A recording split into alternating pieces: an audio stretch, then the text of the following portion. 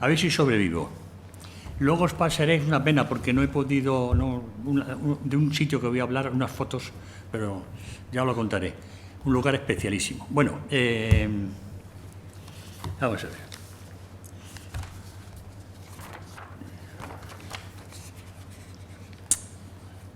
Luego os enseñaré unas fotos, las pasaré para que las veáis viendo, pero ahora voy a empezar con esta historia. Mirad.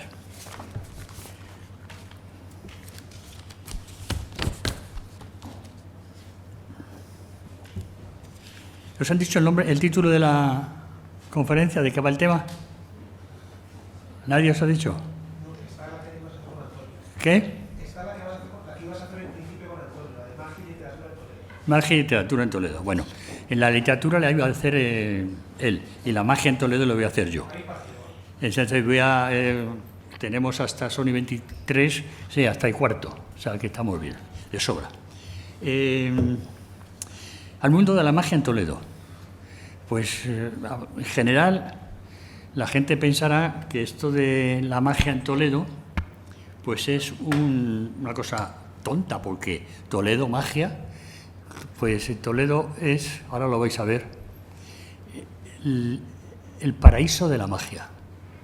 Es decir, la historia de la magia en Toledo es algo increíble, pero desde época carpetana. No es solamente del siglo pasado o hace 15 días, que se ha puesto de moda en muchos sitios. No, eso es cosa muy curiosa. Y voy a empezar. Como estoy muy tocado, me disculparéis que lo lea. Voy a ir despacio, tranquilamente. A ver qué es esto. Bueno, pues voy a empezar con una cosa muy curiosa. Y cuando empiezo a leerlo, vais a pensar que esto que tiene que ver con Toledo. Pues tranquilos, que poquito a poco lo vais a ir entendiendo cada cosa, ¿no? Bueno, madre mía. Bien, lo primero que voy a empezar a contar es una pregunta que parece que no tiene nada que ver con Toledo. Tranquilos, que todo lo que diga al principio va a parecer que no tiene nada que ver con Toledo, y luego vamos a descubrir que Toledo es alucinante, o sea, alucinante. Por ejemplo, una pregunta muy curiosa, y que puedo repetir lo mismo, vais a pensar que nos va a contar este hombre, ¿no? Pues mira, me hago una pregunta.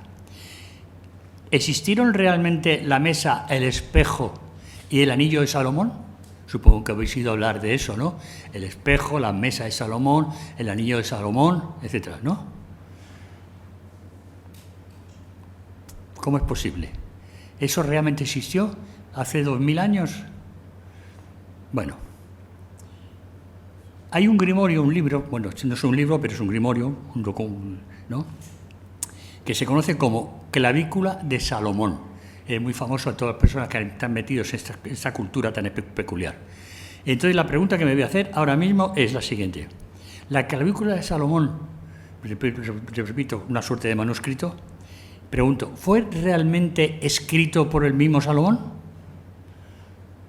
Bueno, en el siglo I después de Cristo, vamos a hablar de Toledo, pero al mismo tiempo nos vamos a meter por muchos sitios. En el siglo I después de Cristo circulaba un libro de sortilegios y conjuros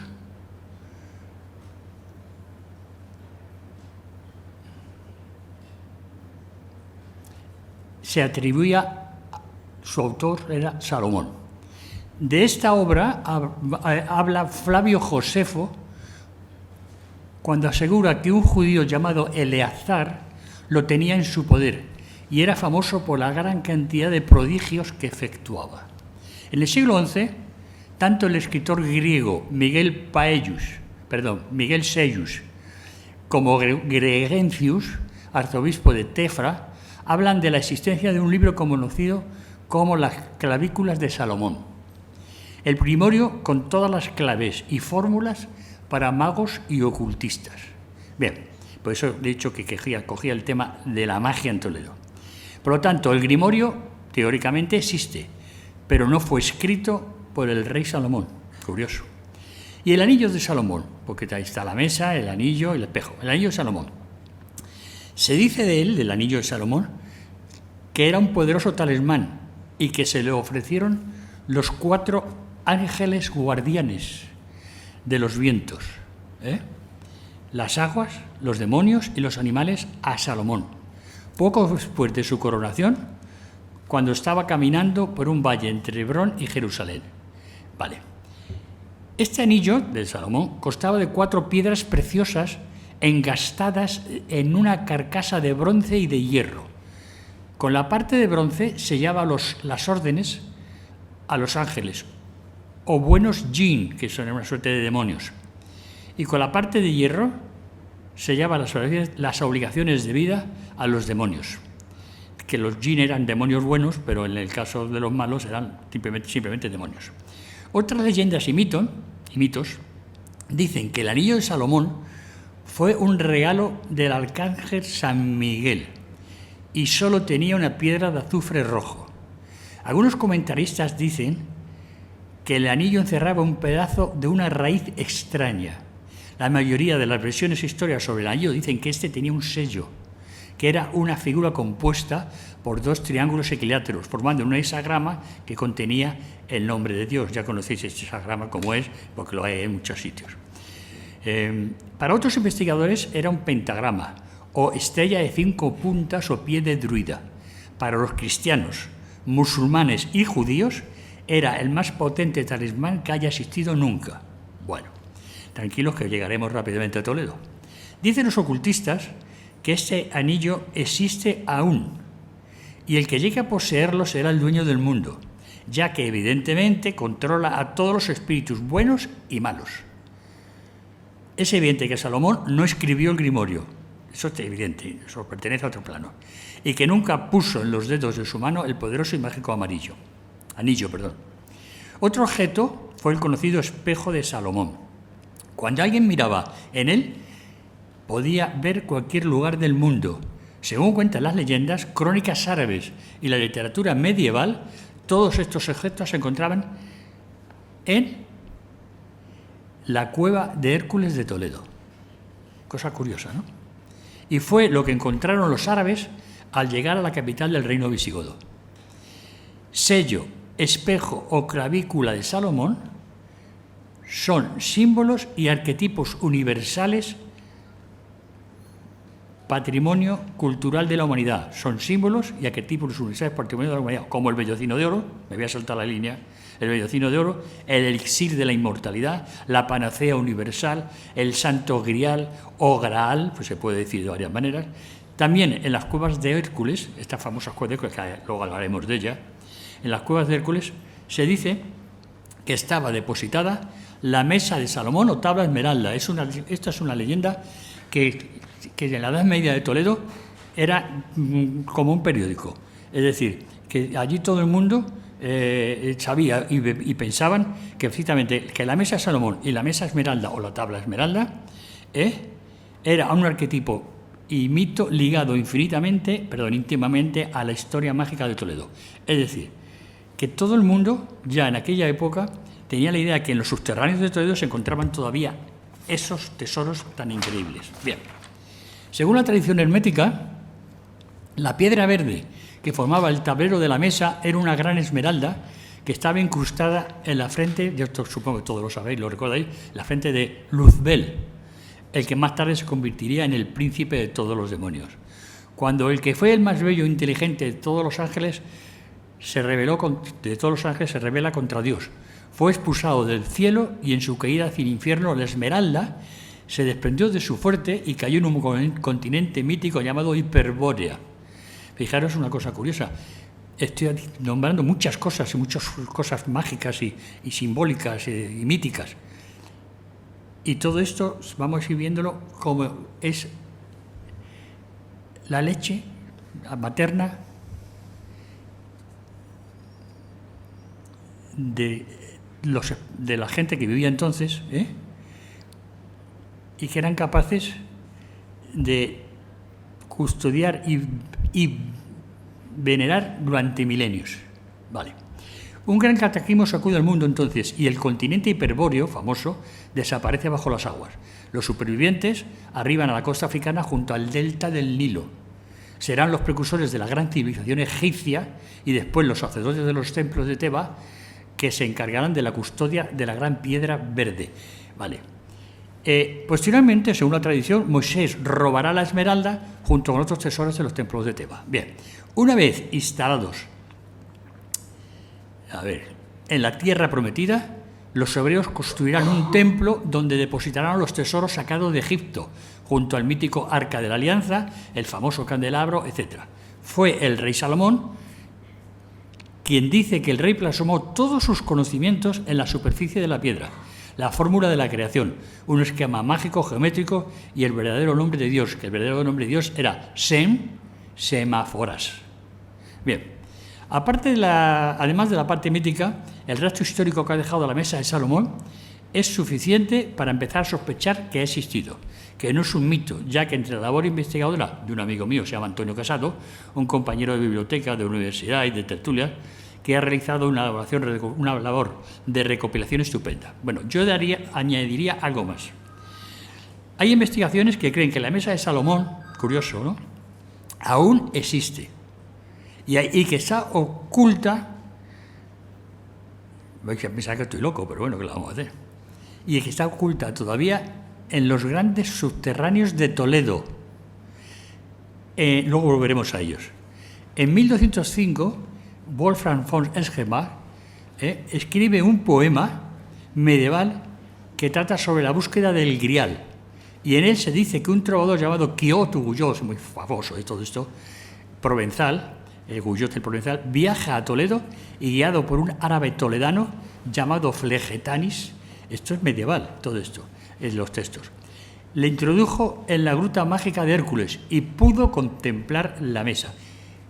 Yo no me creo nada de esto, por supuesto, pero sí es cierto que en la época había una cantidad de leyendas, historias sobre estas cosas, como que Toledo era la mesa de Salomón, y ahora vamos a ir viendo todavía más cosas más curiosas de Toledo, a ver si vamos a encontrar realmente la mesa de Salomón o la de Gran Esmeralda, lo que sea. Bien, la tesala. Enrique de Aragón, rey, más conocido por el título de Marqués de Villena, es un rey que nace en 1384 y muere en 1464, tuvo una azarosa vida personal y una fantástica leyenda que se tejió en torno a él. Era primo del rey III el Doliente, que bebía por los vientos, que bebía los vientos, que me he cambiado las gafas y con esta no veo bien, ¿qué le vamos a hacer? Pero bueno, me perdonaréis, ¿no? Porque ¿qué le vamos a hacer? Bien. Bueno, decía, el rey quería convertir bebía los vientos por doña María de Albornoz, esposa de Enrique de Aragón. El rey quería convertir a doña María en su amante, por lo que aconsejó a don Enrique que la recluyera en un convento. Como no recibió ninguna orden religiosa, al poco el tiempo el rey la llevó a la corte. Como pago, el rey le regaló el señorío de Cangas, al que posteriormente renunció, y el rey le impuso el título de gran maestre de Calatrava, que duró unos meses, pues el rey III murió pronto y la viuda del rey concedió el señorío de la villa de Inesta. Aquí señalar que nunca llegó a ostentar el título de Marqués de Villena, aunque ha pasado la historia como tal. Históricamente, vamos a ver cómo esto se nos va metiendo en Toledo poquito a poco. Históricamente, porque era una conferencia sobre la magia en Toledo, ¿no? Lo digo porque a lo mejor suena de mucha magia, pero sí es que es como la historia. Históricamente, el Marqués de Villena aparece con una vida bipolar. Por un lado, es considerado como un hombre culto y profundo humanista. El famoso Marqués de Villena, históricamente, está reconocido así. La parte profundo humanista, la parte contrapuesta es la de un poderoso mago, que era alquimista y nigromante, que protagonizó unas extraordinarias historias fantásticas. Si analizamos la parte de su vida, como docto humanista, En ella recalamos en sus múltiples traducciones de obras clásicas como la Divina Comedia de Dante en 1427 y la Eneida de Virgilio en 1428, y cuando en 1420 estuvo en Barcelona escribió una obra clásica que en Cataluña es tratada casi como una Biblia. Escribió El arte de trobar, y allí aprendió el parlar clus, el lenguaje de los trovadores, en el que aparece a menudo la simbología química. Estas cosas, perdonadme, pero que estas cosas de que la gafa no se ve bien, se me saltan las líneas. O sea, ¿qué le vamos a hacer? Bueno, menos mal que no estoy dando saltos, que hubiera sido peor. Bien. Estás siendo brillante. Bueno, muchas gracias. Luego, cuando baje, te doy un beso. ¿Vale? Bueno. Pues vamos a la fiesta. En esas fechas se escribió una carta titulada Epístola a Suero de Quiñones. Todos conocéis que estos trabajadores medievales increíbles. Dedicada al estudio y práctica del amor esotérico, propio, muy propio, es el amor esotérico, de la lírica trovadoresca, la lírica de los trovadores. Otros libros que fueron escritos por él reflejan su profundo conocimiento de la sabiduría de la época y los cambios que se estaban dando. Por ejemplo, escribió, los 12 trabajos de Hércules, también el arte cisoria, o tratado del arte de cortar con un cuchillo, son libros escritos de la época, tratado de la lepra, glosas de la Eneida, montones de cosas. A pesar de ser un docto humanista, don Enrique ha pasado a la historia como uno de los más grandes magos de la Edad Media en España. De hecho, después de su muerte, el obispo de Cuenca expurgó su biblioteca. Curioso, el obispo de Cuenca, cuando muere, le expurga la biblioteca, se la quita, y hizo desaparecer sus libros, notas y pertenencias, quemando más de 100 códices. Pero hay otras versiones, y es que gran parte de su biblioteca se salvó. Y además, qué curioso, buena parte de estos libros cayeron en manos de la reina católica, la esposa de Fernando el Católico. Años después cayeron en su mano. Y uno de ellos fue el manuscrito llamado Las Eneidas de Virgilio, es decir, escrito por el propio Villena. Pero lo que realmente acrecentó su fama como mago nigromante fue la cantidad de manuscritos de las artes mágicas que había en su biblioteca. Probablemente en su origen eran las traducciones efectuadas en los siglos XII, XIII y XIV. ¿Sabéis dónde? En Toledo. Todo eso se estaba haciendo en Toledo. Igualito que ahora, vamos. Cito, no quiero molestar a nadie, pero es que la verdad, cito algunos de los libros. Ahora vamos a ver, hago un inciso. Es que es muy sencillo. Yo me estoy imaginando lo que voy a contar, etcétera, del mundo ese. Claro, y ahora te acabo de ver, no te había visto y ya me he despistado. ¿Cuándo has entrado? Bueno, si yo sabía que tenías poderes. Bueno, pues sigamos. Lo que realmente acentó su fama como mago nigromante fue la cantidad de manuscritos de las artes mágicas que había en su biblioteca. Esto ya lo he leído. Lo tengo que leer porque, como podéis comprender, son 500 y 600 datos. Y esto, tengo buena memoria, pero esto no me lo puedo aprender de memoria porque acabaría loco. Se ha zumbado. Bueno, cito, todas estas traducciones se hicieron en los siglos XII, XIII y XIV en Toledo. Todas. Estaba la escuela de traductores, etc. Cito algunos de los libros que se encontraban en la biblioteca, según la fuente de Emilio Cotarello y Mori, el libro publicado en 1896, sobre la vida y obras de don Enrique. Por ejemplo, un libro que se tradujo en Toledo y que muchos de ellos están todavía como manuscritos en la biblioteca de la catedral. Y luego otros muchos ya fuera de Toledo. Bien, por ejemplo, Juicios astrológicos del madrileño cordobés que vivió en el siglo XI llamado Aben Rachel. Es decir, de fascinaciones de Alberto Magno, que trataba el mal de ojo. Tema que también historia que también sucede ahora en nuestro tiempo. Sobre todo en muchos pueblos me han echado mal de ojo. Eso es muy conocido, ¿no?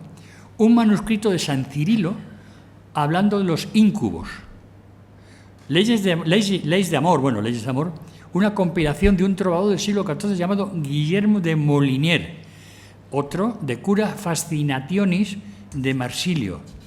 También se encontraba en la biblioteca el libro de Raziel, un libro mágico total, que lo había obtenido de un manuscrito titulado De Universo, escrito por Rabanus Maurus, prelado alemán del siglo IX, arzobispo de Maguncia. Otro libro, Turba Philosophorum Liber, un clásico manuscrito de la alquimia y de los orígenes de la alquimia. Y por último, porque la cita de los libros de su biblioteca sería muy larga, el Diversarum Artium Sedula, escrito por el monje teológico alemán que vivió en el siglo XII. Pero que todos estos libros, que era uno del alemán y del otro, estaban aquí en Toledo. Y podía seguir diciendo más, algunos carrambas. ¿Os dais cuenta de la belleza, lo maravilloso que tenía que ser Toledo en el siglo XI, XII, XIII? Sería increíble. O sea, era el tesoro de la humanidad del conocimiento a través de siglos. Bien, según Cotarello, en este libro se enseña el modo... Ángeles, vas a tener que irte conmigo aquí para sujetarme las gafas, porque me pasa a mí que si no se me van a caer y subir para arriba. Según Cotarello, en este libro se enseña el modo de hacer oro hispánico, compuesto. ¿Qué era el oro hispánico? Esa cosa tan curiosa. Pues el oro hispánico no era ni más ni menos que un compuesto que era cobre rojo. Escucharos, mirad. Polvos de basilisco, sangre humana y vinagre, sin olvidar la manera de producir basiliscos que salen de huevos que ponen los gallos viejos bien alimentados, empollados por sapos y después de 6 meses de nacidos son tostados al fuego, recogiendo los polvos resultantes. Esta magna biblioteca desapareció, según se explica en la crónica de don Juan II. Bien, que por cierto, este de Juan II quemó algunos de ellos, pero los otros libros no los quemó, se los guardó. Curiosamente, López de Barrientos, un monje, pasados los años del expolio de la Biblioteca de Villena, escribió varios manuscritos. Llegar a la conclusión que todo esto estaba pasando en Toledo. O sea, ¿que era Toledo igual que ahora? No, nada que ver. Nada que ver. Ahora Toledo es muy aburrido. Y sobre todo cuando yo era joven, 16, 17 años, como si lo que escucharéis mucho de Toledo, era aburridísimo. ¿Qué hacíamos? Los chicos y las chicas de 16, 17 y 18 años. Pues muy sencillo. Zocodover, toda la calle para abajo. Vuelta al final a las 4 calles para arriba. Y los chicos íbamos por aquí y las chicas venían por aquí. Nos mirábamos y nada más. Era otro mundo completamente diferente. Era un Toledo diferente. Bueno, que no me vaya de por aquí. Algunos historiadores piensan que Fray... Curiosamente, este Fray López de Barrientos, pasados los años del expolio de la Biblioteca de Villena, escribió varios manuscritos que estaban fundamentados en los de Villena. Como por ejemplo que existen el Caso y Fortuna, Tratado del Dormir y Despertar y del Soñar, qué cosa más bonito, Tratado del Dormir, Despertar y del Soñar, sobre la adivinanza y también sobre agüeros y profecías, Tratado del Divinar y sus diversas especies de artes mágicas. Algunos historiadores piensan que Fray López de Barrientos no come ninguno de los manuscritos de Villena. Uno de los manuscritos más interesantes, escrito por Enrique, fue el libro del ahojamiento o fascinología, un escrito debido exclusivamente al mal de ojo, es decir, el daño que sufría el hombre y los animales por las miradas de ciertas personas y también por miradas de animales racionales.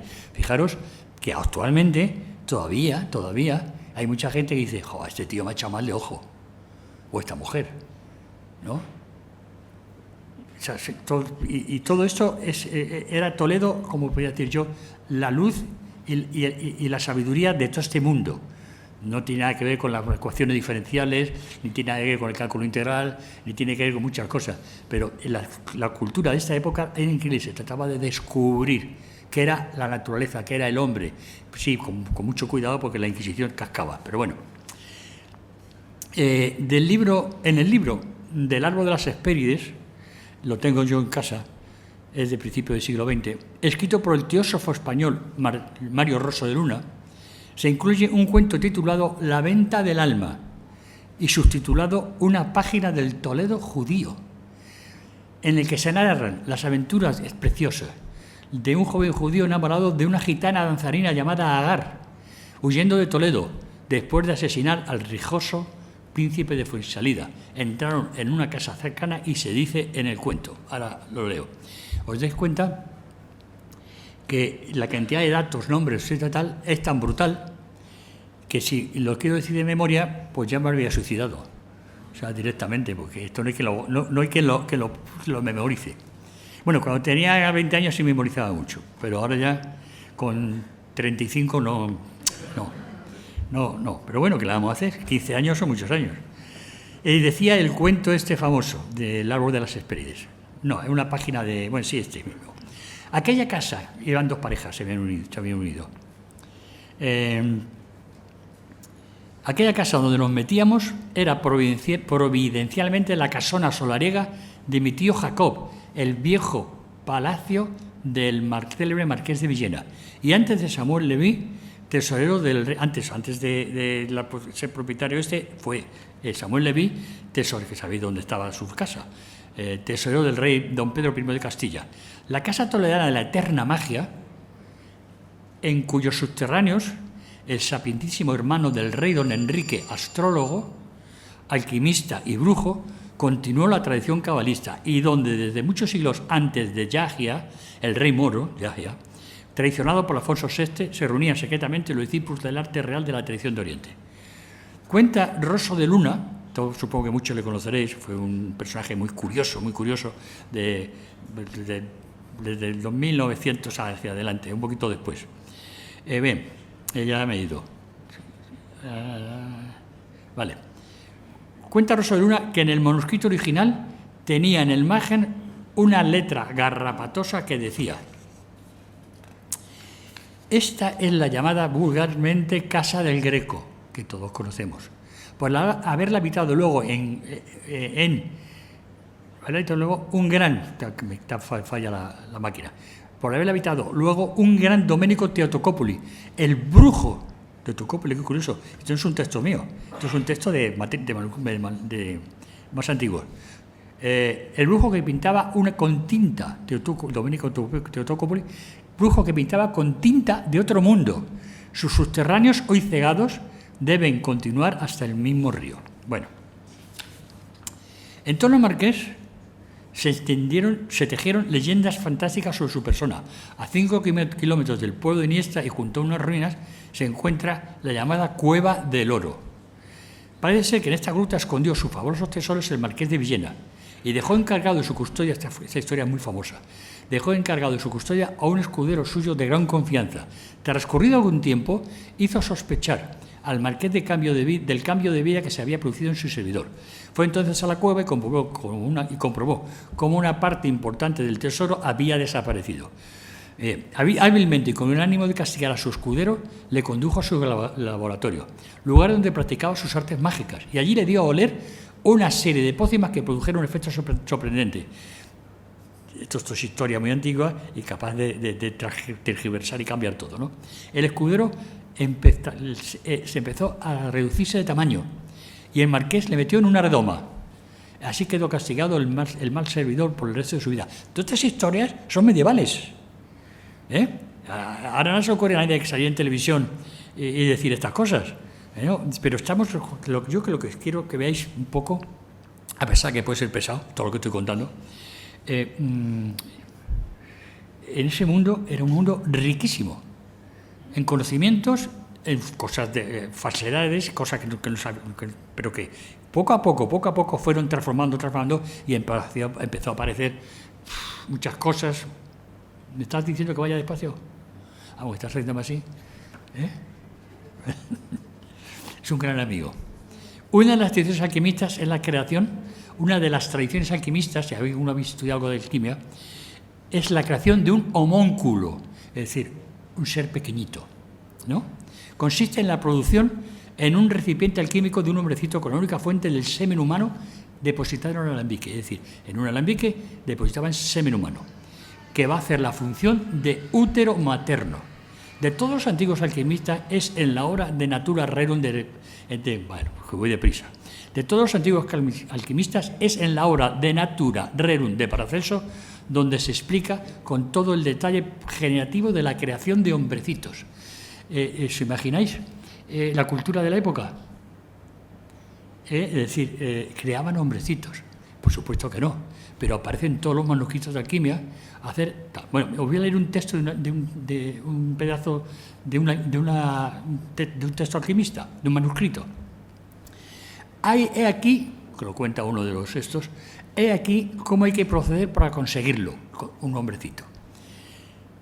Encerrar durante 40 días en un alambique, tenían una imaginación brutal, en un alambique, licor espermático de hombre, que se pudra en estiércol de caballo hasta que empiece a vivir y a moverse, lo que es fácil de reconocer.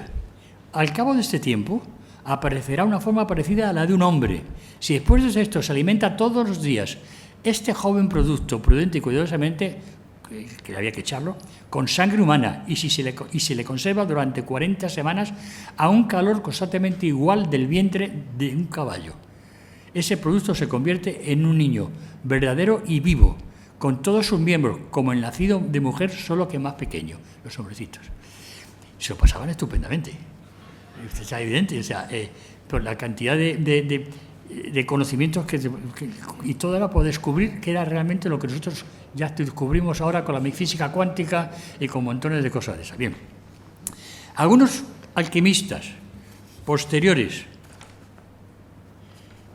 ¿Cuánto me queda? Porque vamos bien, vale, pues mira, avísame tú, por favor, porque yo me lío y estamos aquí dentro de un siglo. Bien, algunos alquimistas posteriores, en el siglo XVI, aclaran que la sangre humana es un símil de lo que se conoce como sangre humana secreta, que es una preparación alquímica roja. Por supuesto, no fue Paracelso el descubridor del método para crear homúnculos, estos enanitos. 150 años antes, el aragonés Arno Vilanova, 1240-1313, médico, astrólogo y alquimista, se vanagloriaba de haber creado un homúnculo, pero por temor a Dios, no continuó con los experimentos. Y, por supuesto, aquí no lo pongo, y por el temor a la Inquisición, evidentemente. Tiempo después, los teólogos de la Sorbona y el obispo de Tarragona condenaron sus obras, que fueron destruidas, especialmente sus libros de alquimia. Pero todo eso que luego se iba a otras ciudades de España o de Europa, ¿lo sabéis dónde estaba? La matriz, en Toledo. Esos siglos de Toledo, que nos podemos reír diciendo que estaban tontos, idiotas, no tenían ni idea de nada. No. Era la capacidad de pensamiento y de búsqueda que les hacía decir cosas muy curiosas, pero que luego, claro, no funcionaban. Bueno, pues fijaros, te voy a contar, esto está sacado de un libro especial, son 6 líneas. Está publicado por ahí. Muchos alquimistas desarrollan diferentes métodos para la creación de homúnculos enanitos. Y hacían lo siguiente, por ejemplo, tomar un huevo puesto por una gallina negra, practicar un pequeño agujero en la cáscara, reemplazar una porción de clara del tamaño de una alubia, o sea, rompieron un poquito y sacaban el tamaño de una alubia, esperma. Perdón, no, sí, de una alubia por esperma humano. A la alubia el tamaño de la alubia, el tamaño, no había una alubia, pero el tamaño era el de una alubia, sacaban como fuera un poquito del líquido e introducían esperma humano. Sellar la abertura, para el agujero, con pergamino virgen y enterrar el huevo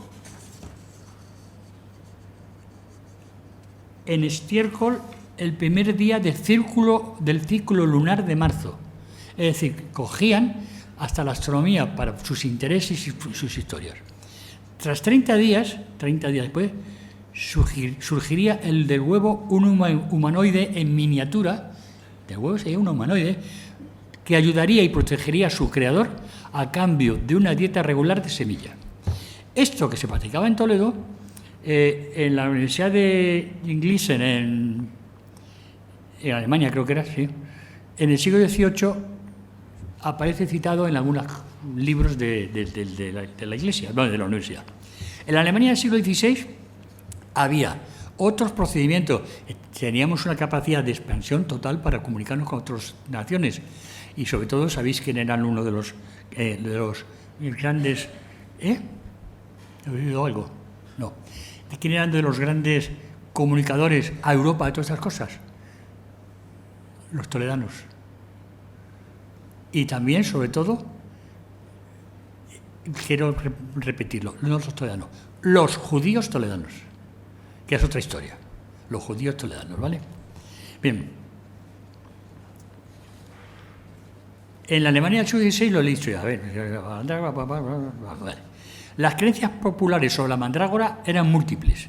Esta planta, cuyas raíces tenían una forma de cuerpo humano, crecía en el lugar donde había caído semen de los ahorcados en sus últimos estertores. Fijaros qué cosa más curiosa, que hasta eso le daban una creencia importante de que eran cosas que eran únicas para la superioridad, para todo ese tipo de cosas. La recogida de la raíz de la mandrágora seguía todo un procedimiento mágico, no se iba a buscar así como el que va a comprar una barra de pan, ¿no? Bien, la recogida de la raíz seguía todo un procedimiento mágico, debía ser extraída antes del amanecer de un viernes por un perro negro. Para la creación de homúnculos se seguía el siguiente, de homúnculos, para la creación, se seguía el siguiente ritual.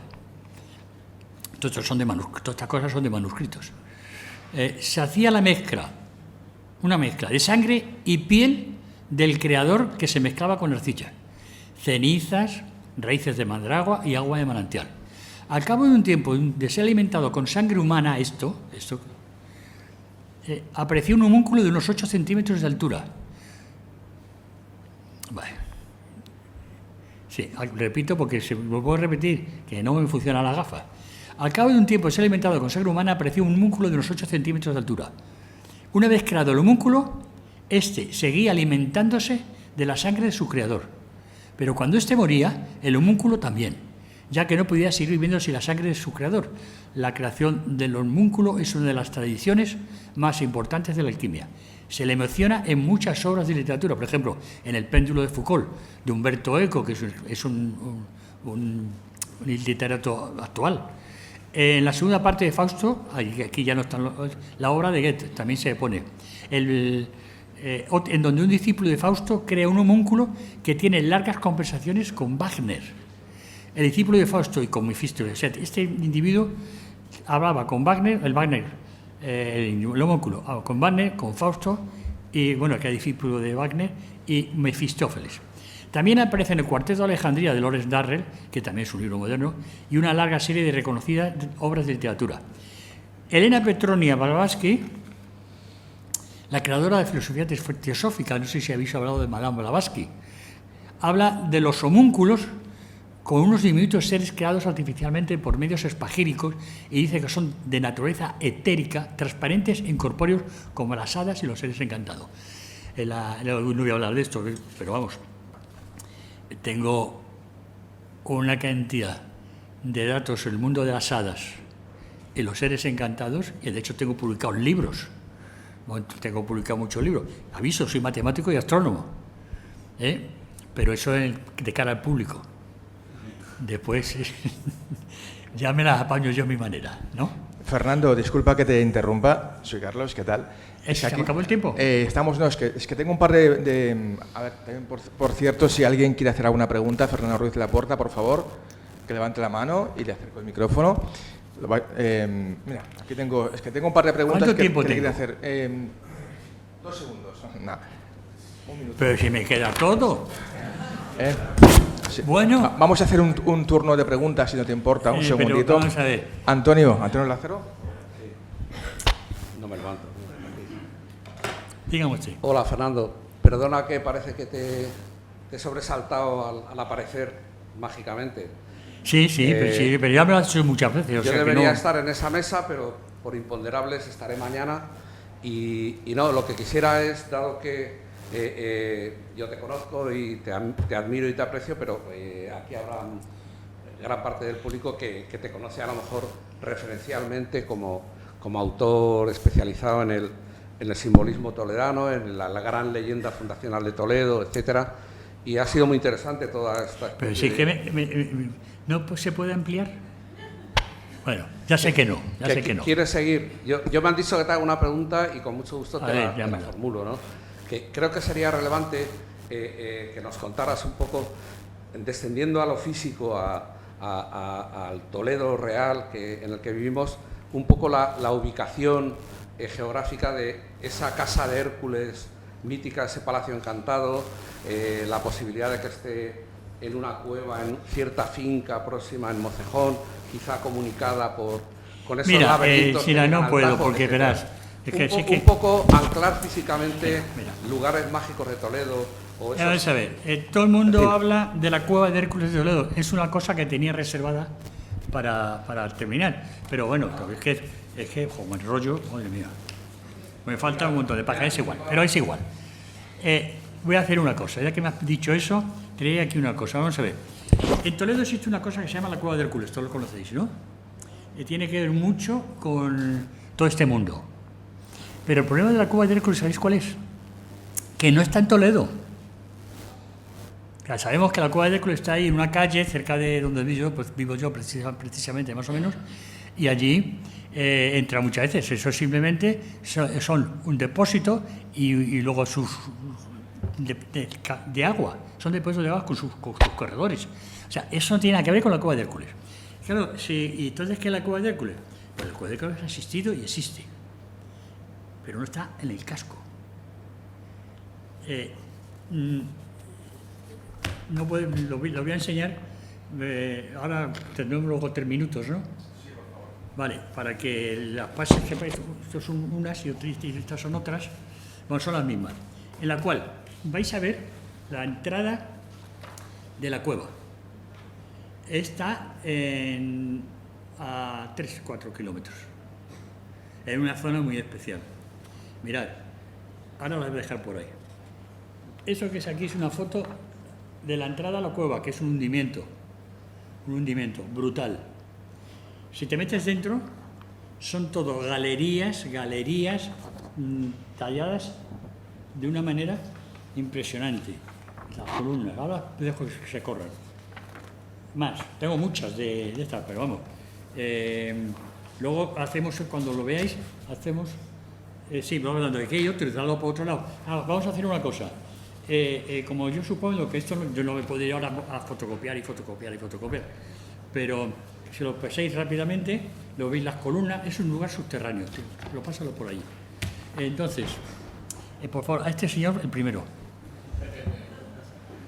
A ver, os lo cuento, ya que bueno, pues fíjate, y menos mal que lo estaba leyendo, porque si me pongo a hablar es peor. Esa cueva es de origen carpetano, así al oeste. Ahí vivieron carpetanos, pero luego fue ocupado por una serie de cosas, ¿no? Que es porque si me pongo a hablar de esas cuevas, no nos vamos.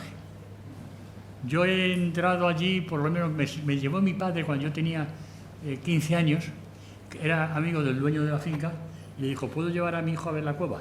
La cueva es gigantesca. Es centenares de metros enormes, con unas columnas increíbles. Vamos a deciros vosotros las columnas. Pues cogemos esta, la corto por aquí, la amplío hasta aquí, y la veréis en las fotos ahora, y eso es alucinante, es un laberinto único, maravilloso, increíble, ¿no?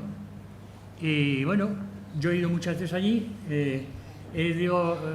me metí, bajaba todos los fines de semana a la cueva, pero para no molestar a los de la finca, aunque me conocían por mi padre y tal, pero no estaba por allí, me metía todo camino, subía. Se ve el lugar desde el miradero, el cerrito donde está, pero hay que estar allí para decir, mira, allí, aquí el cerro. ¿Qué hay allí? Pues mirad, yo habré ido en mi vida unas 50 o 60 veces. A esta señora que está ahí vino conmigo, ¿no? ¿Te gustó? ¿Cómo era? ¿Impresionante o no? ¿Me entiendes? Entonces, claro, a ti no te he llevado, ¿verdad? A mí me soltaron los perros. Dije que iba de tu parte, pero... Ya, no, es que ¿sabes lo que han hecho? ¿Sabes lo que han hecho? La burrada que han hecho, todos esos que estáis viendo, que es un templo subterráneo de época carpetana. ¿Sabéis lo que han hecho los niños de la finca? Porque como tienen perdices y conejos y va gente a cazar, y entonces molestan. Todo lo que iba mucha gente cuando publiqué estos libros. El de la Cueva del Ercos, el Palacio Encantado de Toledo, de la historia de la magia en Toledo, una serie de cosas. Y bueno...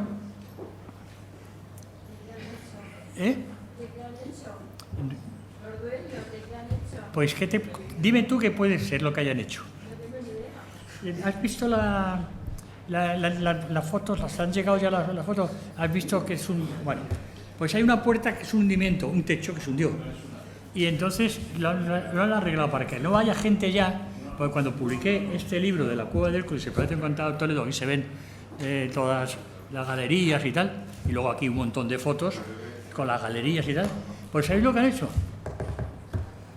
Bueno, vamos a por la segunda pregunta, porque tenemos que ir cerrando ya. Sí, vamos a por una pregunta más que tengo aquí de Meripiauri. Espera, por favor. Sí. La han dinamitado. Sí, han dinamitado el exterior, se podía entrar, le han metido unos cartuchos de dinamita y se ha hundido. Eso es pecado mortal.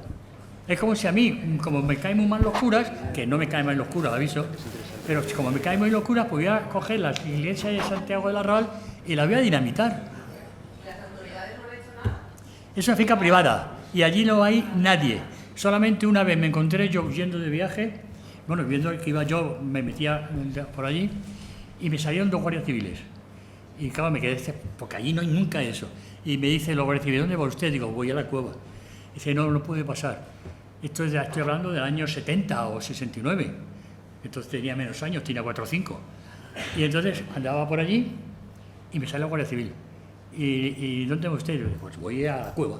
Y me dice, no puede pasar. Y digo, ¿por qué? Y dice, porque era verdad. Había cazadores y estaba Francisco Franco en la finca cazando. Y me dijeron, date la vuelta y vete. ¿Entiendes? Bueno, Toledo es alucinante. O sea, Toledo es una fuente de todo. Y no he hablado nada. Bueno, vamos a por una pregunta. Pero tranquilos que ya me retiro del mercado. Fernando, quiero felicitarte por tu exposición y te voy a dar un dato que creo que por lo menos te va a ser curioso. Me llamo Melik Diuri Benjelloun. Me llamo Diuri Benjelloun de apellido. Soy descendiente de moriscos expulsados. Tengo origen cristiano, musulmán y judío. Pues casi como todos nosotros. Pero no, pero lo que quiero decirte, que es un poco orientado a lo que has dicho, lo que has hablado de Sulimán, es curioso cómo se narra la misma historia y se hace mucho hincapié en que hablaba con los jinn, con los demonios, pero no como algo esotérico ni como algo sobrehumano, sino como una facultad que él tenía natural, efectivamente concedida por el arcángel Gabriel. Lo que es curioso es que en los cuentos que nos contaba mi abuela, atento, de apellido Jesús, musulmana de apellido Jesús, que si cambiamos la G por la J es Jesús, ¿no? No quiero darte mucho la paliza, solo no me dan ninguna, quería... la paliza la he dado yo. No, en absoluto, hombre. Pero quería que sepas que lo que se habla aquí es exactamente lo mismo que se habla allá. Es curioso eso. Aquí Toledo y ahí Fez. Y si nos vamos a Jerusalén. Bueno, yo no sé, creo que se acaba. Si usted quiere responder alguna cosa, don Fernando, por favor. ¿Sí? Si quiere responder. No, ¿qué? No, me estaba comentando algo. Vamos a ver, Yo tengo apellidos, como casi todos los que estamos aquí, a algunos no les va a gustar. Todos que aquí, estos españoles, toledanos, de Cuenca, de lo que sea, somos un poquito judíos, un poquito musulmanes y un poquito cristianos. Algunos no son ni creyentes de nada, pero hay muchos que son creyentes de una de las tres cosas. Pero nuestro origen no está en las tres cosas, en las tres razas, o en las tres grupos. O sea, judíos, árabes, o musulmanes, como queráis. Musulmanes más que árabes, que está muy lejos. Musulmanes, cristianos y judíos, somos, voy a decir solamente primos hermanos. Porque a lo mejor si le digo que hermanos, a lo mejor uno se mosquea por ahí, ¿no? Pero primos hermanos somos totales. Totales. Es lo que hay.